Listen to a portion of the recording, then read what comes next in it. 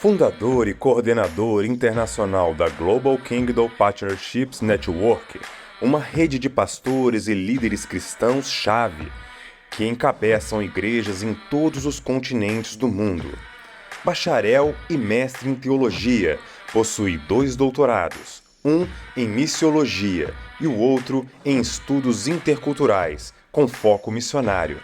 Além disso, tem uma vasta experiência com ministérios em seminários e universidades e já falou para líderes de várias denominações em mais de 60 países.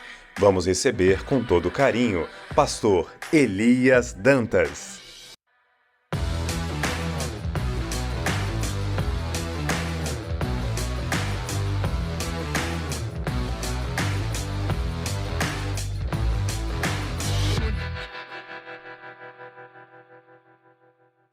Que alegria!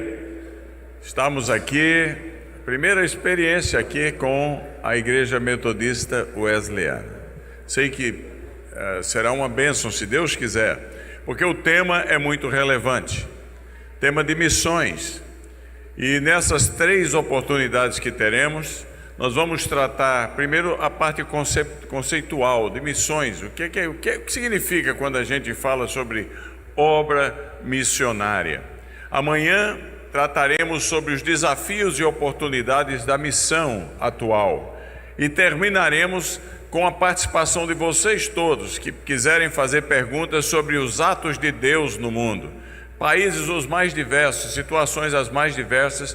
Você vai poder fazer suas perguntas e nós vamos conversar sobre o que Deus está fazendo no mundo, que é maravilhoso.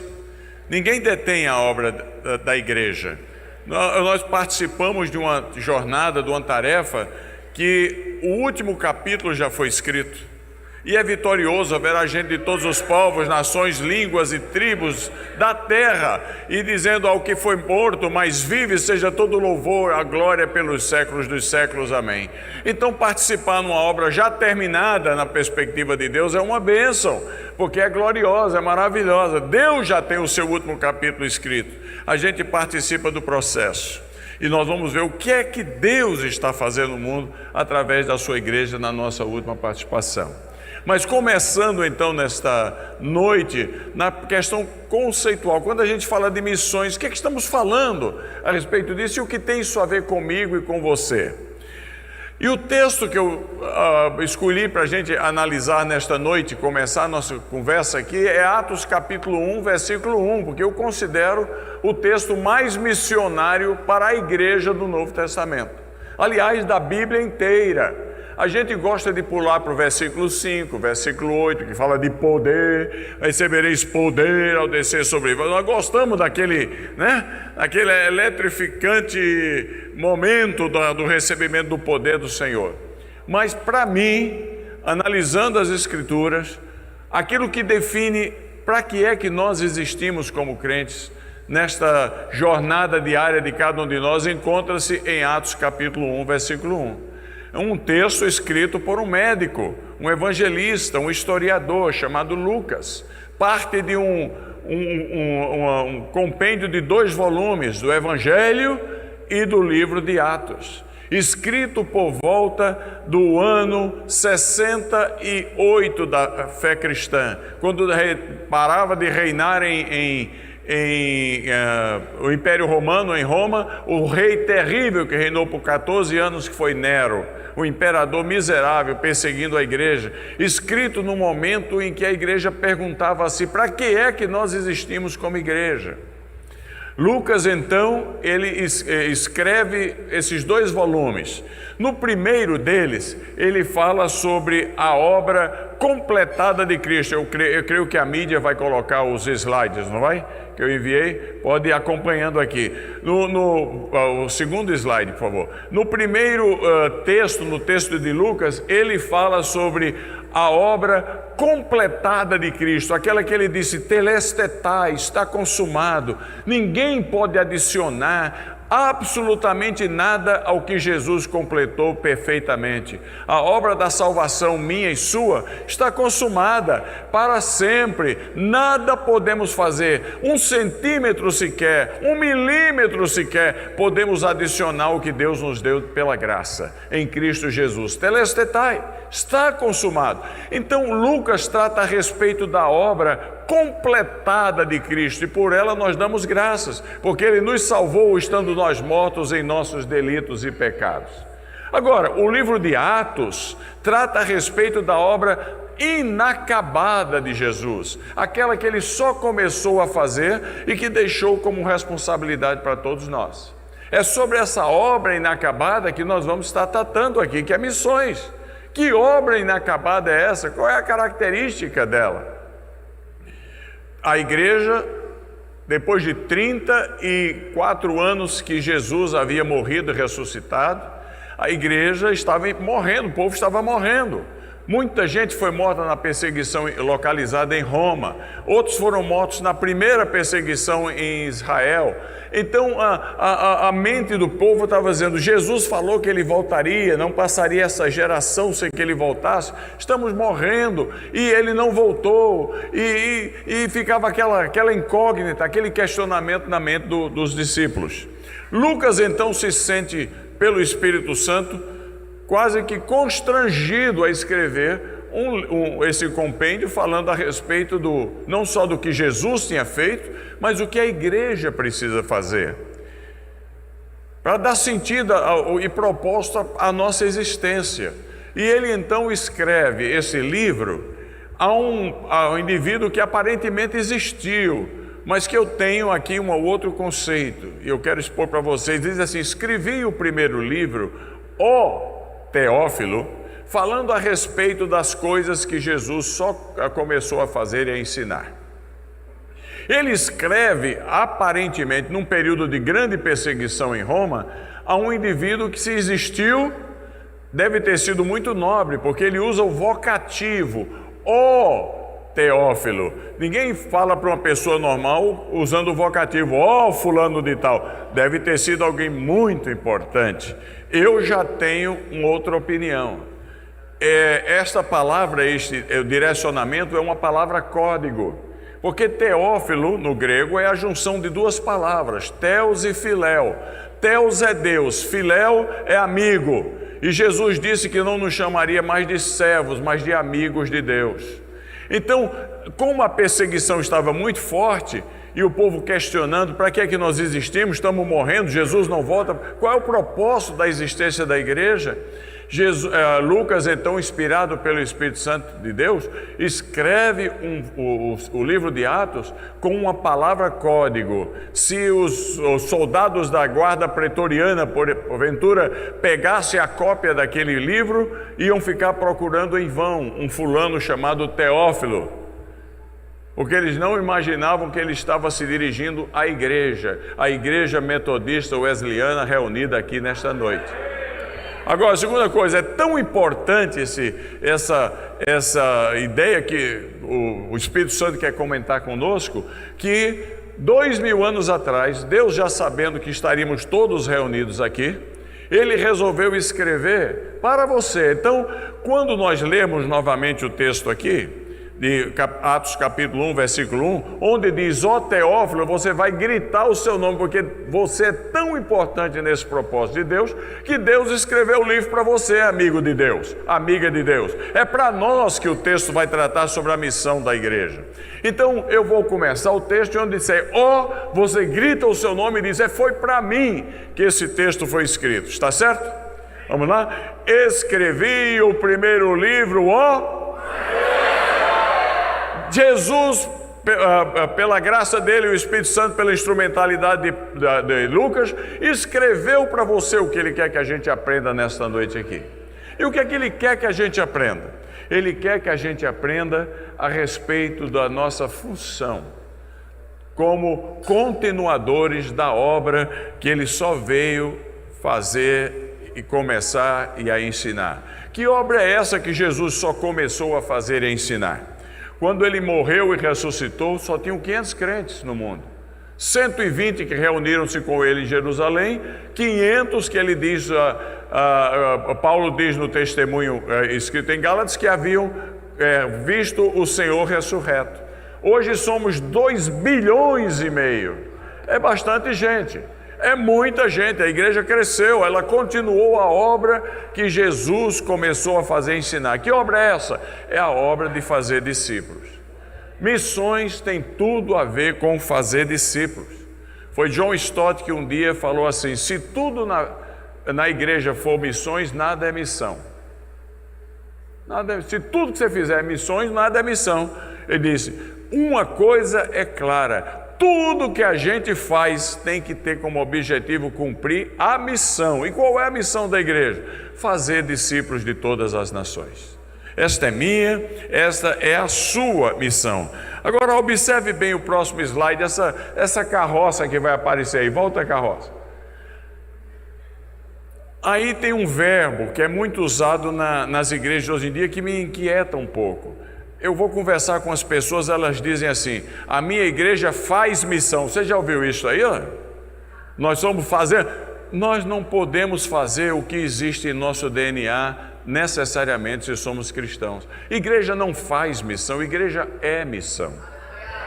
Porque quando a gente afirma que a igreja faz missão, a descrição é essa carroça. Você tem 2 abnegados empurrando uma carroça que tem roda quadrada, quando todas as rodas redondas estão em cima dela.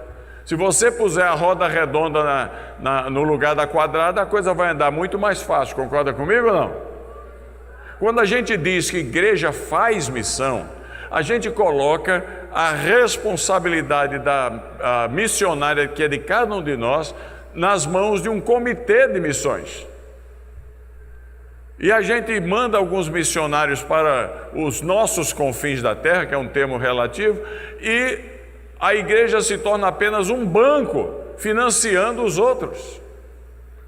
E essa é uma tragédia, porque diminui o potencial de nós nos realizarmos naquilo que Deus nos criou em Cristo para sermos. Nós, a Igreja Metodista Wesleyana, nós, indivíduos, cada um de nós, no plural e no singular, cada um de nós somos o povo missionário de Deus. Quando a gente diz assim, minha igreja faz missões, você já está pensando em alguém que está fazendo alguma coisa. Você está se alijando daquilo. Vocês estão mandando alguém, o que é ótimo, mas o perigo é a gente considerar a igreja se transformar num banco, onde ela manda o cheque, manda algumas pessoas, e os outros ficam na vida mansa, como se missões fossem só distante de nós e não fosse o nosso dia a dia. Então, se eu sou um crente em Cristo, o verbo muda. Olha o próximo slide. Agora mudou, porque o verbo agora já não é faz, a igreja é missão. Cada discípulo em si é um discipulador, e cada nascido de novo é um missionário. Agora veja bem, Paulo diz assim em Efésios capítulo 2, verso 8 e 9 o seguinte, e 10, repita comigo, você sabe de cor: pela graça sois salvos. Isto não vem, não de obras, para que ninguém se... Por que que acabou? Por que que a gente põe um ponto onde Deus põe uma vírgula? Nós gostamos muito daquilo que recebemos. Capítulo 2, versículos 8 e 9. Pela graça sois salvos por meio da fé. Isto não vem de vós, é dom de Deus, não de obras para que ninguém se glorie. Mas é uma vírgula, não é um ponto. O assunto continua, porque nos dá o propósito para o qual nós fomos salvos por Cristo. Vírgula, versículo 10. Pois somos feituras dele, criados em Cristo Jesus para as boas obras, as quais Deus preparou de antemão para que andássemos nela. O propósito da nossa salvação é missão, é tornar o nome de Cristo conhecido no mundo através de quem somos e o que fazemos.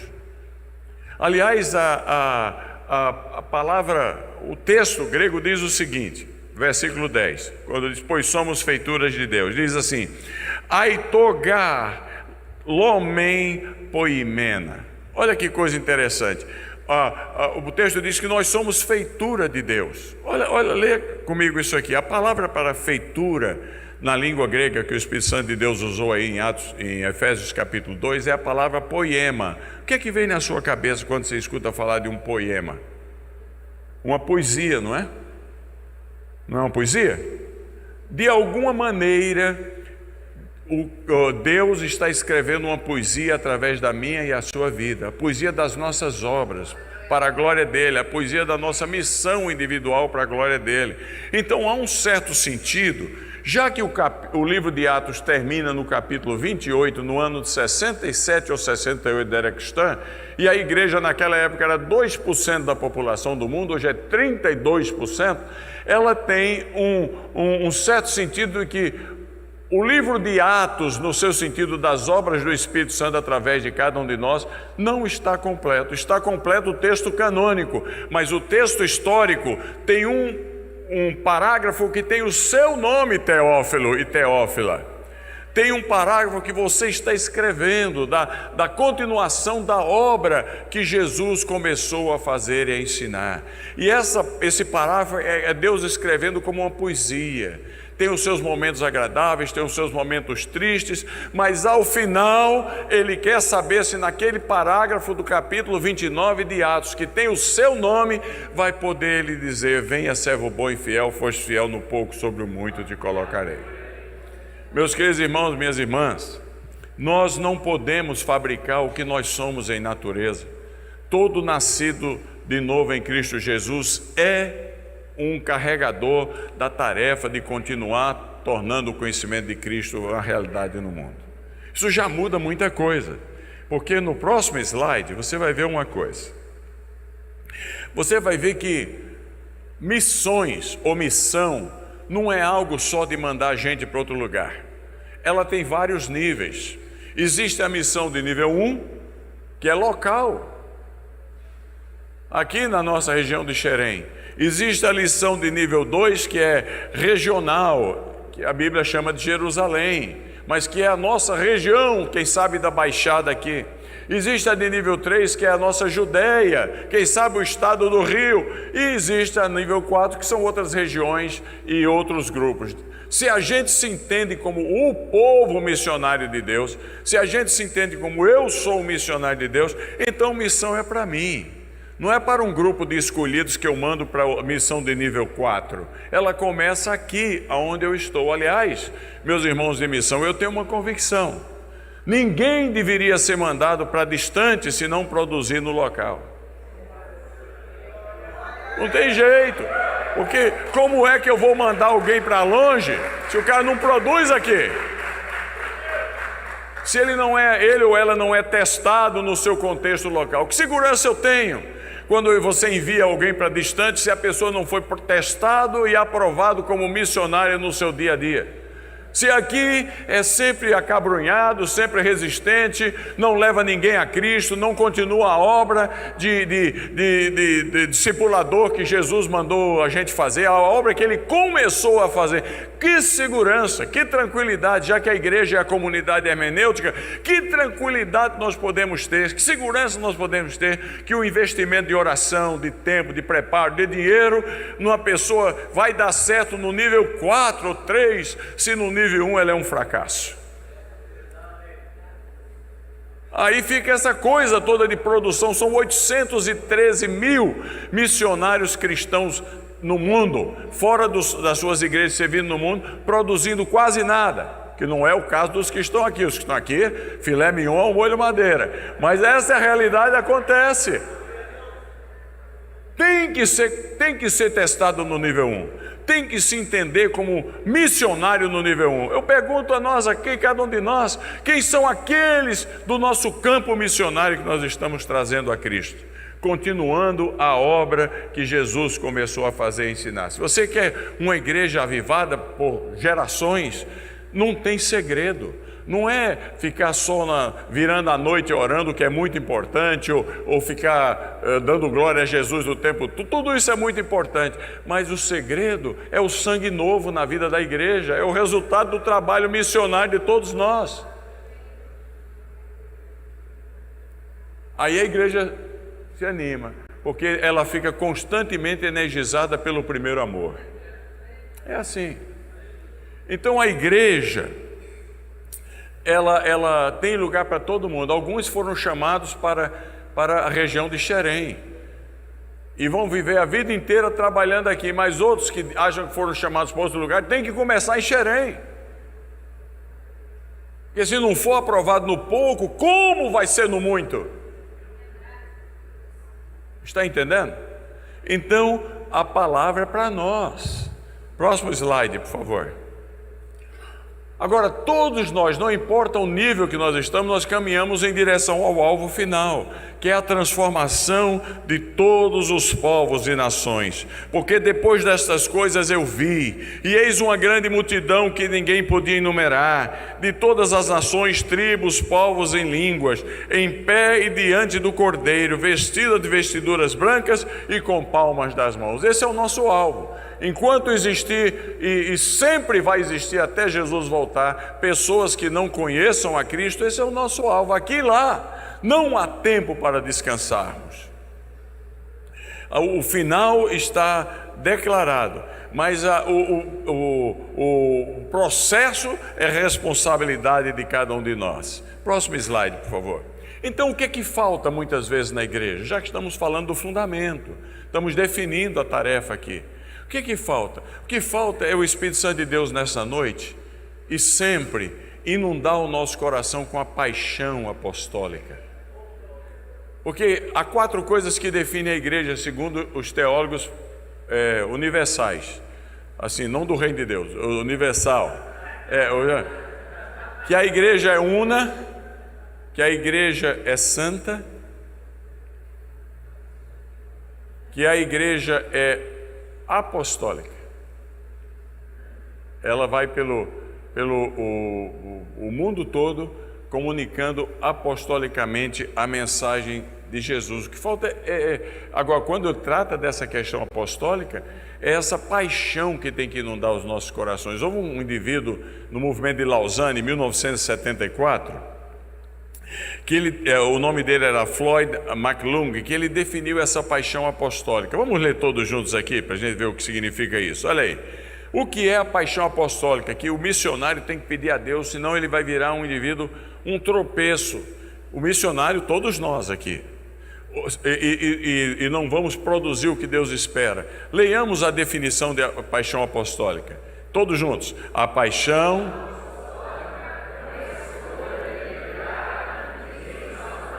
de viver, ela tem a ver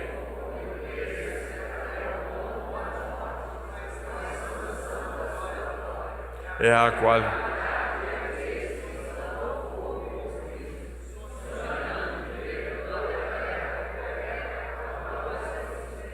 a pergunta que eu faço: você tem essa paixão comprometida até a morte? Até a morte.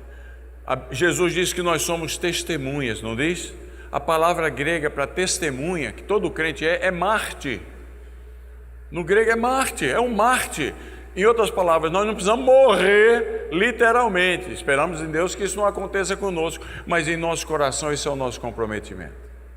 Uma moça lá no Cairo, sabe, amanhã eu vou falar sobre o crescimento da igreja no mundo, mas isso aqui me veio à mente agora aqui. Ela 24 anos de idade, brilhante, converteu-se do islamismo para o cristianismo, morava com a família no 13º andar de um prédio no centro do Cairo. E ganhou uma bolsa de estudos, terminou a Universidade Americana do Cairo e ganhou uma bolsa de estudos para Oxford, brilhante. E a família sabia que ela ia na igreja lá do Casa Eldobara, no centro do Cairo, mas era só isso. O muçulmano não se importa que você vá na igreja. O muçulmano se importa quando você se batiza, porque aí você rachou de vez. Ela ia embora no sábado, na sexta, que é o domingo deles, foi à igreja e havia sido entrevistada para ser batizada. E a pergunta que o presbítero Faiez fez para ela foi: minha irmã, você está pronta a morrer por Cristo? Porque eles não perguntam se você está pronto a morrer com Cristo nas águas do batismo, isso é fácil. Eles perguntam se você está pronto a morrer por Cristo. E ela olhou para ele e falou: presbítero Faies, se você tivesse visto o Cristo que apareceu para mim e me chamou para Ele, você nunca me faria essa pergunta. Eu estou pronto a morrer por Ele. Foi batizada, chegou em casa, a mãe, sem saber, tinha preparado, a mãe muçulmana, uma festinha para ela, de despedida, e já tinha telefonado para o imã da mesquita de Oxford, e preparou uma pasta, e disse: filha, você está indo para a Inglaterra, aqui está, eu preparei a pasta com o endereço da Associação Islâmica, da mesquita, telefone do imã, etc., para você chegar lá e ser bem recebida, etc., você não vai se sentir sozinha. Ela falou: mãe, criou coragem, falou: mãe, eu não vou procurar o imã mais. Ela falou: mas por que, filha? Mãe, hoje eu me tornei uma cristã, eu sou de Jesus, eu sou uma crente agora, eu vou procurar uma igreja. A mãe pegou a filha e jogou do 13º andar. Ela está morta, mas o testemunho dela ainda fala. É uma missionária até os dias de hoje. Paixão apostólica é essa coisa que inunda o coração da gente, que leva a gente a dar melhor testemunho, que leva a gente a ser mais honesto com os outros, que leva a gente a olhar o amigo não como um perdido, mas como alguém que não foi encontrado ainda. Tudo para a glória de Deus. A minha pergunta para você é: você tem essa paixão apostólica? Porque se não tiver, você não entendeu quem nós somos e para que existimos. Temos que andar por causa da hora. Próximo slide, por favor. Então isso tem que nos levar a entender a relação entre chamado, processo e ferramenta missionária. Isso é muito importante, porque se todos nós somos os missionários de Deus, cada um no seu nível, nível 1, nível 2, nível 3 e nível 4, mas somos, então a gente tem que entender o seguinte. Primeira coisa, o chamado. Na Bíblia, só tem 2 chamados para crente. Um chamado interno e um chamado externo. Não tem muito chamado. Deus me chamou para isso, para aquilo. Não, o chamado interno é para a santidade. Deus não espera nada menos da gente do que lutando, tentarmos ser santo como Ele é santo. Crente de mau testemunho, é melhor ficar calado, só atrapalha, derruba muita gente. Sede santos como eu sou santo. O chamado nosso, a vocação nossa é para a santidade. Isso é o chamado interno. O chamado interno é o fazer discípulos de todas as nações. Porque o discípulo, a igreja tem um nível de res do chão, como dizem em Portugal, e o primeiro andar. A igreja, nós penetramos no res do chão. A gente penetra na igreja militante, não na triunfante. A triunfante é dos nascidos de novo, só Deus sabe quem são. A nossa missão é estabelecer cruzes, discípulos. A palavra mateté no grego significa estudantes. A nossa tarefa é escrever. O discípulo é um estudante da sua vida, da minha vida. É aí que a coisa funciona. O discípulo sempre começa sendo meu discípulo, até o dia em que Jesus salva esse indivíduo, o Espírito Santo testifica no coração dele que ele pertence a Cristo, e aí ele se torna discípulo de Cristo na comunhão da igreja. Então, o nosso chamado é fazer seguidores de Cristo que o mundo possa ver. E a gente vai até o limite da confissão dessa pessoa, se com tua boca confessares. Por isso, no batismo, a gente faz algumas perguntas para a profissão de fé daquela pessoa. Porque nós não somos Deus. A igreja tem Judas e a igreja tem Pedro. A igreja tem Diótrefes e a igreja tem Gaio. A igreja tem os apóstolos e a igreja tem Ananias e Safira. Quem vai separar é Jesus, o juiz de todas as coisas. A nossa tarefa é plantar igrejas, fazer discípulos, estudadores da nossa vida como nós somos da vida de Jesus. E assim a igreja vai caminhando. É melhor estar dentro do que estar fora. Concorda comigo, não? Porque quem não é contra nós é por nós. É aqui que é melhor que a pessoa esteja. Isso é o nosso chamado. O processo é sempre evangelismo. Não tem jeito você fazer um discípulo sem evangelizá-lo. Agora, evangelizar é comunicar a realidade de perdição de cada um de nós. Estamos perdidos sem Cristo. Um indivíduo chegou uma vez para mim e falou: Deus tem que me dar tudo que eu mereço. Falei: não faça essa oração não, porque só vai sobrar um lugarzinho quente. Porque a única coisa que nós merecemos é o lugar quente. E quanto mais quente, pior, né? Não é melhor não, pior. É lá, porque estamos perdidos sem Cristo. O salário do pecado é a morte. A separação foi feita entre Deus e nós de tal maneira que Ele não nos ouve. Mortos em nossos delitos e pecados. Mas graças a Deus há uma adversativa no texto. Mas Deus, sendo rico em misericórdia, e por causa do grande amor que nos amou, nos fez criaturas novas em Cristo Jesus. Evangelismo que não leva o indivíduo a reconhecimento da sua situação de pecado, miséria e perdição, não é evangelismo, é proselitismo.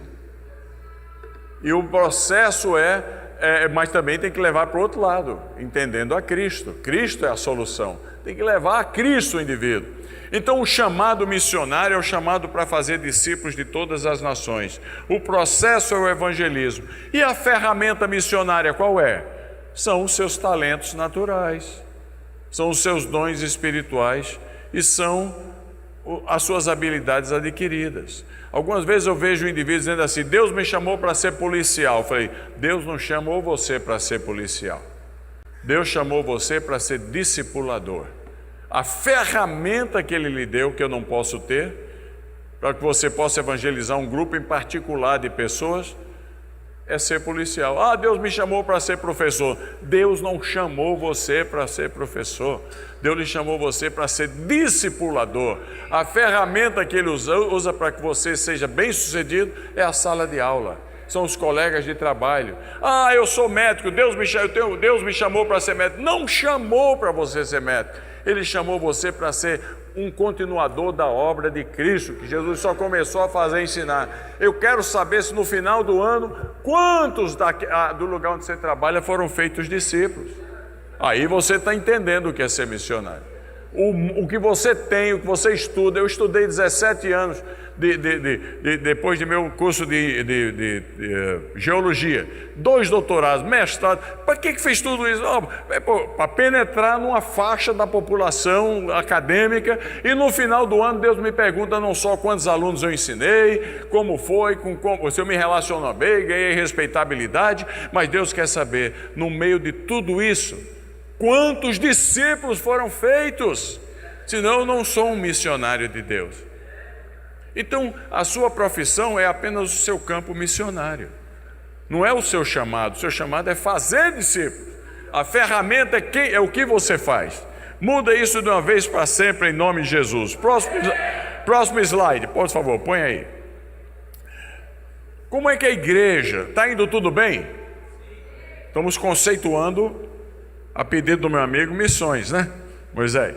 Então, o próximo slide, como é que a igreja tem desenvolvido-se através dos tempos? Desde o ano 33. Aliás, deixa isso aí por enquanto. 33, Jesus ressuscitou, Pentecoste veio. Olha que coisa interessante.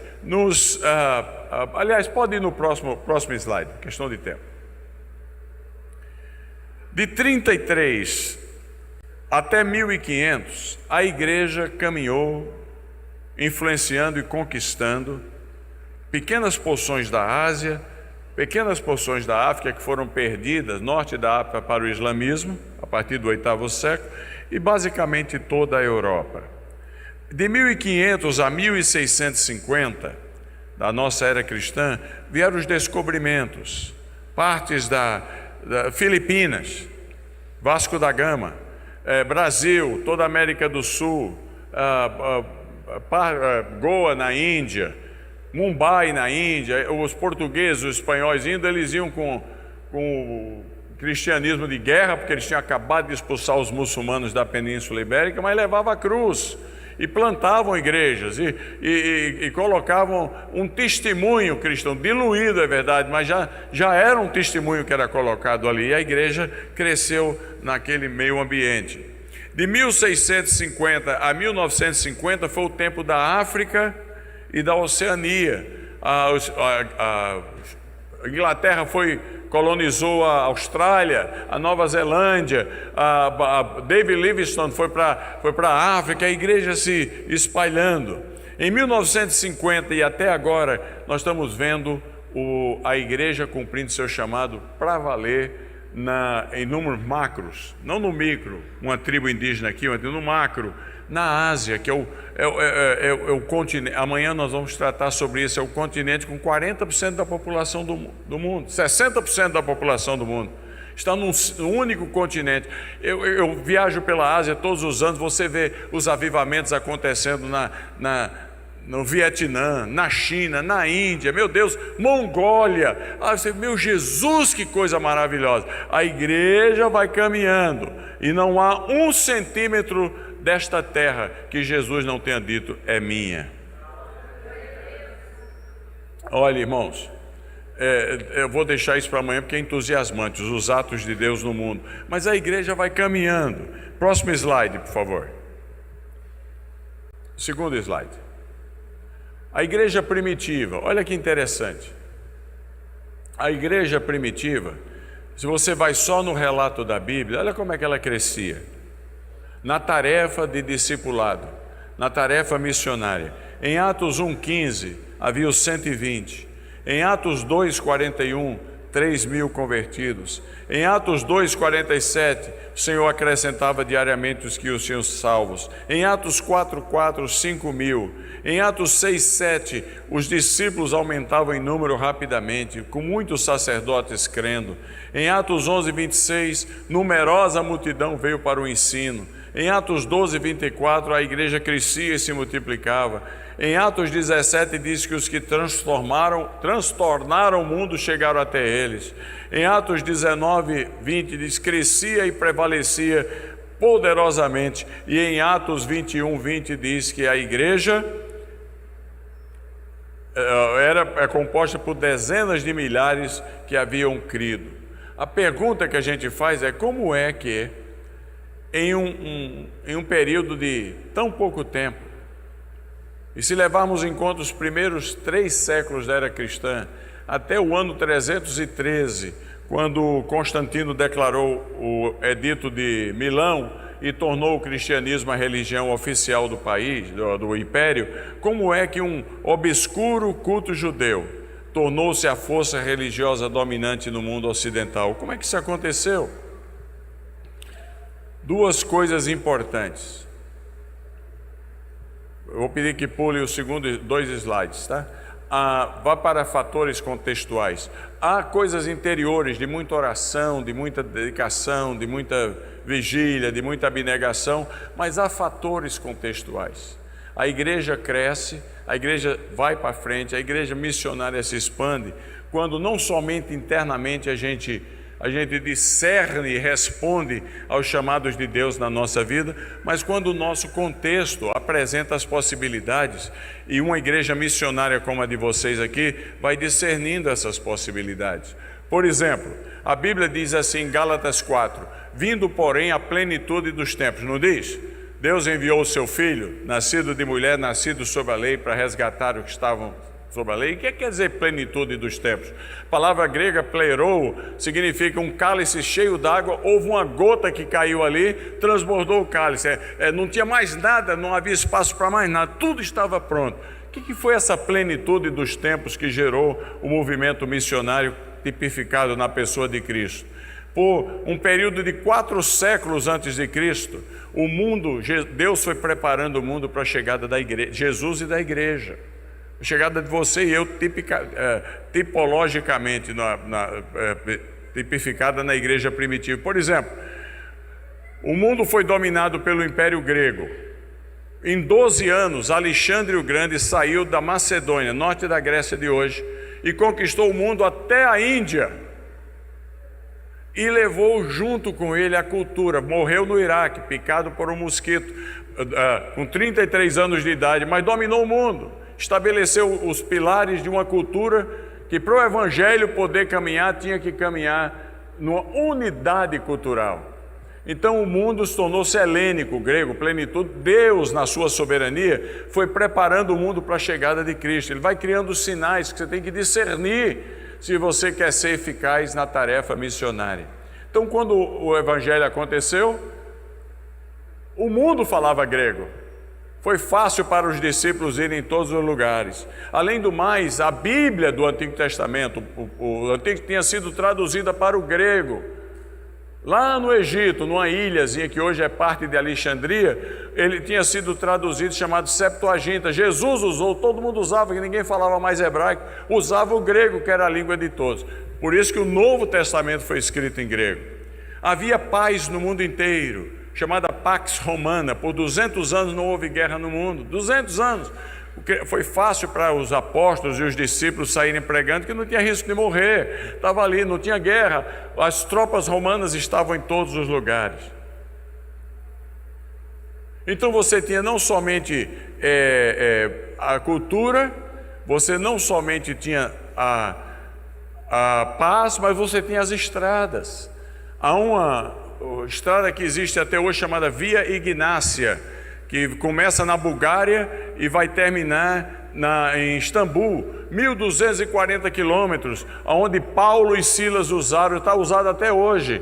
É uma estrada, hoje foi modernizada, mas eles caminhavam nas estradas que o Império Romano conquistou ou construiu, e aí o Evangelho pôde caminhar. Ninguém caminhava por meio do mato, era tudo montadinho, tudo direitinho, porque o Império Romano ficou conhecido como o império das estradas. Então, onde você ia, tinham ótimas estradas.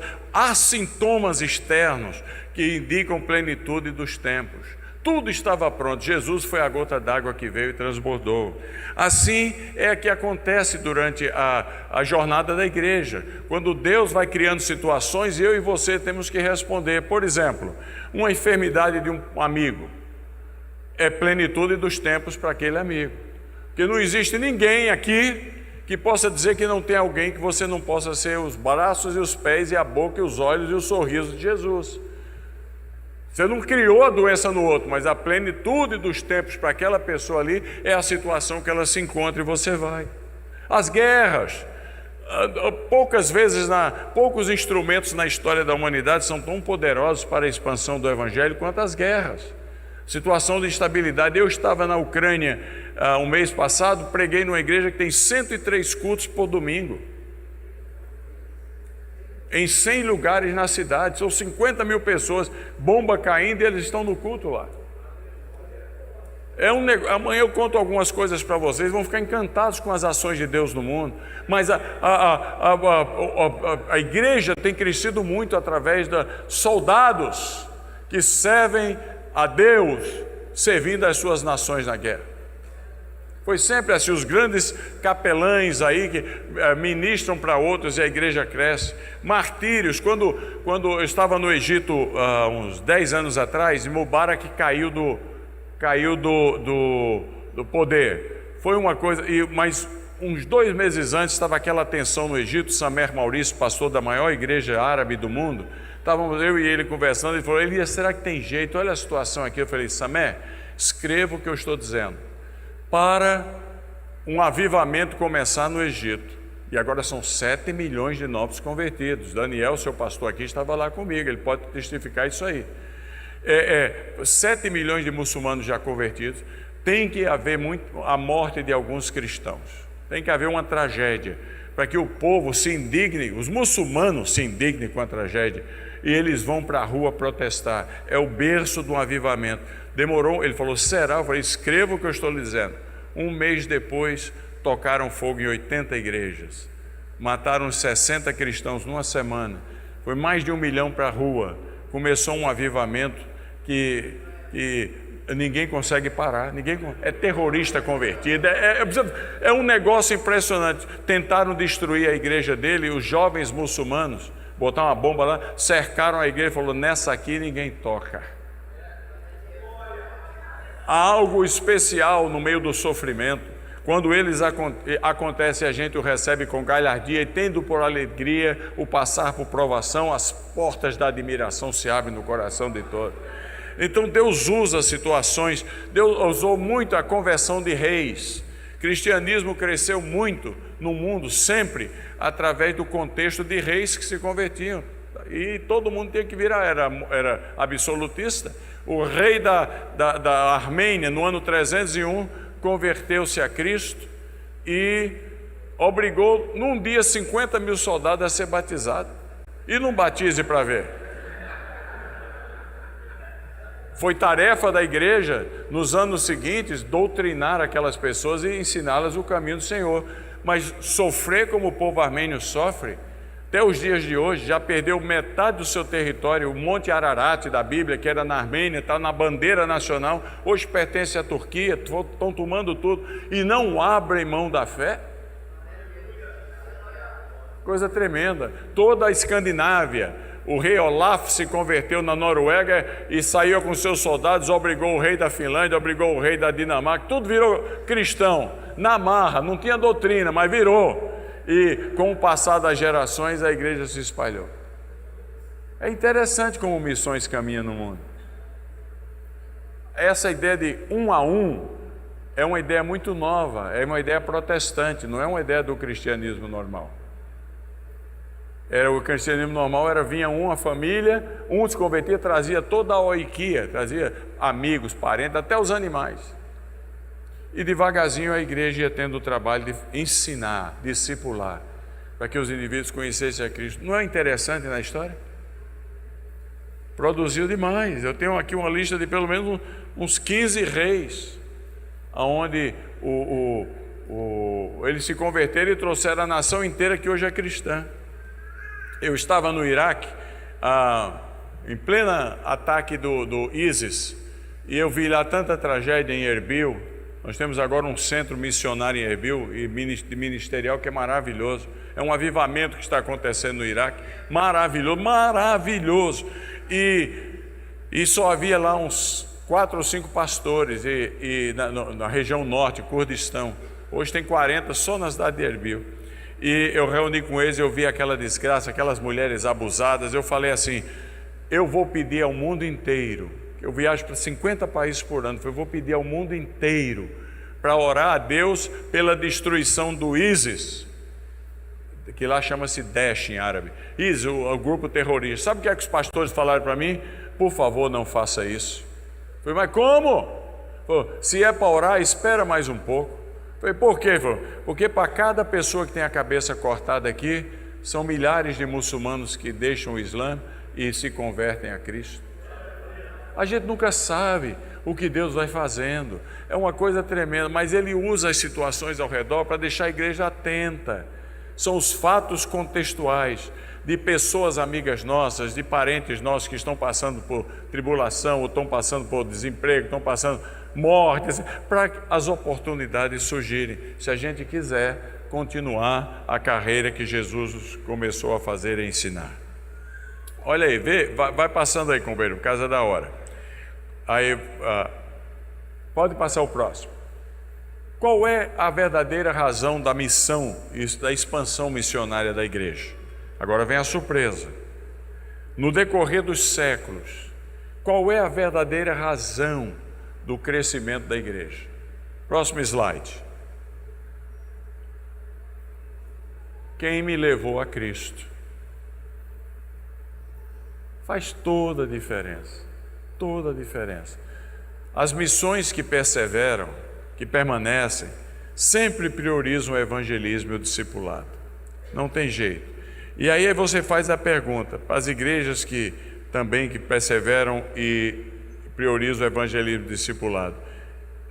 A pergunta que você está vendo aí: quem o levou a Cristo? E agora olha o seu papel na tarefa missionária da igreja. Próximo slide, por favor.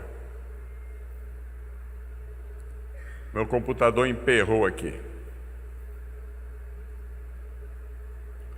Observe aí o que é que está escrito.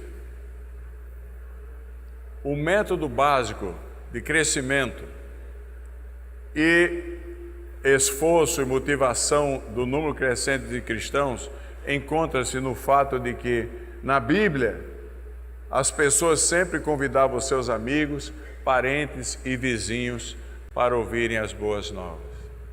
Você quer ser, no nível 1, um missionário eficaz? Eu quero. Começa nas nossas casas. Oikia, na Bíblia, que é a palavra grega para família ou casa, não tem o mesmo conceito nosso. Nós, como nós falamos nossa casa, fala mãe, pai, filho, talvez neto, não é assim? Irmão, na Bíblia, o IKEA fala do grupo de influência, os amigos, as pessoas que nos conhecem. Quem é que levou a Cristo? Eu sei quem me levou a Cristo. Quem me levou a Cristo está vivo até os dias de hoje. É minha amiga até os dias de hoje. Jamais vou esquecer alguém que me conduziu a Jesus.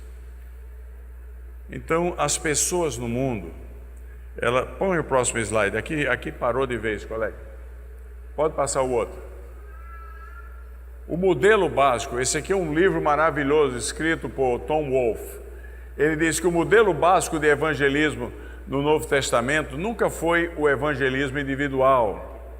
Vê aí o que está acontecendo. Nem o de massa, nem o evangelismo de crianças. O modelo normativo de evangelismo foi sempre entre os que lhe conhecem, sua zona de influência. Porque se quem conhece a gente crê, mesmo sabendo que a gente às vezes é aquela pessoa horrível, ela crê com consciência. Todos nós temos um certo nível de... Conseguiu? Você é um herói, cara. Você merece uma salva de palmas. Ó. Veja bem. Todos nós temos um certo nível de máscara. Ninguém é completamente transparente, sem máscara. Todos nós temos, que nós temos um sistema de autopreservação. Se a gente fosse quem a gente é mesmo, que a gente olha no espelho e se vê, nem quem casou com a gente aguentava ficar do nosso lado. Faz sentido ou não? Mas tem um nível de conhecimento em quem está perto da gente que quem está longe não tem. E é nesse nível de autenticidade que as pessoas creem. Um indivíduo perguntou: eu escrevo livros sobre liderança. Muitos, já escrevi 14. Aí a gente tem que fazer algumas perguntas. Uma pergunta que eu fiz foi: qual é a palavra quente na liderança hoje? E a palavra quente da liderança é a palavra transparência. O povo, preste atenção, o povo não está lá muito preocupado que a gente cometa um erro. Ele sabe que todo mundo é igual. Eu cometo os meus, você comete os seus.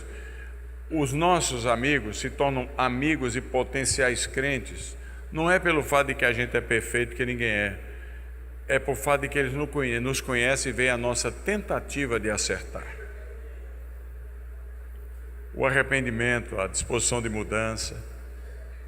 Então eu e você somos a ferramenta mais importante para a expansão da obra missionária da igreja e na nossa zona de influência. Eu vou pulando aqui os slides por causa da hora, mas veja bem, foi feita uma pesquisa que a pergunta foi a seguinte: qual é o percentual de pessoas no mundo que acredita no que você diz, na sua rede de conhecidos por aí afora? O resultado é espantoso. Diz que a cada 100 pessoas que a gente fala alguma coisa, 76 não acreditam no que a gente diz. Eu falei: meu Deus, mas eu comecei a pensar e é a realidade minha. Porque a pessoa vem falar coisa e imediatamente eu penso que tem cabelo nessa sopa. Faz sentido ou não? Você não é assim? Nós vivemos num mundo de tanta desconfiança que a gente desconfia de tudo. Então, quais são os 24%? Os 24% que acreditam no que eu digo. E aí tem um slide, vê aí as 4 universalidades sociais, que esses são o meu campo missionário e o seu campo missionário é nível 1. Aí está, a rede missionária natural. Se você sair hoje daqui com essa disposição, você já ganhou a noite. Quem são aqueles que acreditam no que a gente diz, antes de desacreditarem? Eles não precisam, eles acreditam no que você falou. É a sua rede missionária natural. Os membros da sua família, que já conhecem as coisas boas e ruins de você e de mim. Não dá para esconder. Os vizinhos, que sabem se você é chato ou não. Não é assim? Já conhece suas atitudes. Você pensa que não, está todo mundo de olhão um no outro. Você também está em relação aos outros? Os amigos que jogam bola com você, que foram na escola que você conseguiu manter relacionamentos. Esses indivíduos têm interesses semelhantes a você. E os colegas de trabalho que aguentam, que veem você trabalhando mais do que o normal, só para que eles trabalhem um pouco menos. Que veem você mostrando atitudes compassivas. Essas pessoas são o seu campo missionário. Seu campo missionário não é aquele que você pega um trem aqui para a central do Brasil, esconde um folheto e quando você vai saindo, joga na mão do cara e desaparece. Deus pode até usar de misericórdia, mas não tem efetividade. O seu E1, eu quero que você saia hoje daqui, missionários que são de E4, a gente já está vendo aqui. Talvez algum de vocês vão, mas para o futuro dessa igreja, tudo começa com você. No seu grupo de missionário natural, que é o seu grupo de pertencimento. Está seguindo comigo? Então você não pode sair de hoje aqui, nós temos mais 4 minutos, você não pode sair daqui hoje sem tomar uma decisão consciente. Porque você tem que dizer, não, eu descobri hoje que a missão começa em mim. Se você for fiel no E1, quem sabe Deus vai mandar você para um E4, ou E2, ou E3. Mas ele vai começar aonde Natanael e Filipe se encontraram, aonde Pedro e André se converteram, onde o centurião deu testemunho e sua família inteira veio a Cristo, onde Jairo levou as pessoas, sua filha e os outros a crerem, onde todo mundo lhe conhece. Você e eu, irmãos e irmãs, somos os continuadores da obra que Jesus começou a fazer e a ensinar. A obra de fazer discípulos. A igreja, ela caminha e caminha bem se tiver um influxo nela constante de novos convertidos. Porque senão a comunhão dos irmãos vira uma doença, uma praga tão miserável que se chama koinonite. Ninguém penetra, os jovens desaparecem, se torna impermeável e os nossos filhos e os nossos netos nela não permanecem. Dá uma razão para as gerações continuarem aqui. E as gerações continuam vindo e se entusiasmando quando elas se sentem participantes na missão divina e elas veem o resultado disto acontecendo. Ele deixou exemplo para seguirmos os seus passos. Escrevi o primeiro livro, ó Teófilo, falando a respeito das coisas que Jesus só começou a fazer. A continuação pertence à Igreja Metodista Wesleyana do Brasil. Que Deus nos abençoe. Amém.